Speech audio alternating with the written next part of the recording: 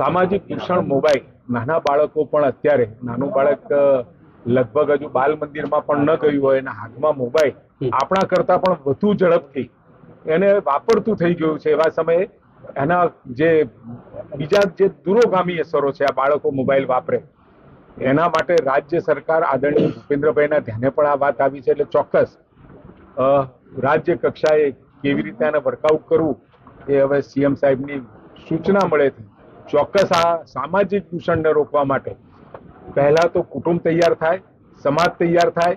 કોઈ પણ કાયદો બને તો એ કાયદા માટે સામાજિક દૂષણ જ્યાં જ્યાં હોય ત્યાં સમાજે તૈયાર થવું પડે, કુટુંબે તૈયાર થવું પડે અને વ્યક્તિઓએ પણ તૈયાર થવું પડે. એના માટે કાયદો તો આપણે બનાવીશું અને ભવિષ્યમાં બનશે પણ ખરો, કારણ કે આ સામાજિક દૂષણની ચિંતા સરકાર લેવલે ને સમાજ લેવલે પણ અન્ય ઘણા બધા પ્લેટફોર્મ ઉપરથી આપણને જોવા મળે. એ ભૂતકાળ હતો અને એ ભૂતકાળને ખોદવાનો કોઈ અર્થ નથી.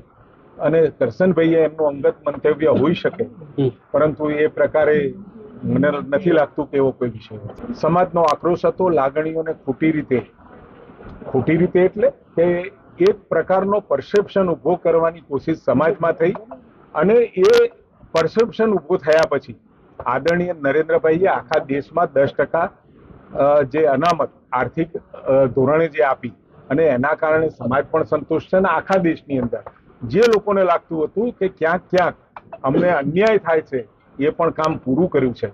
પરંતુ આ જે આખું આંદોલન હતું એ આંદોલન ક્યાંક લાગણીઓ અને જે એક પરસેપ્શન ઉભો કર્યો એના કારણે થયું. કેટલાક માનું છું ત્યાં સુધી આ આપણી પુત્રીની વડોદરાની અને મેડિકલ ફેસિલિટી માટેની વાત છે.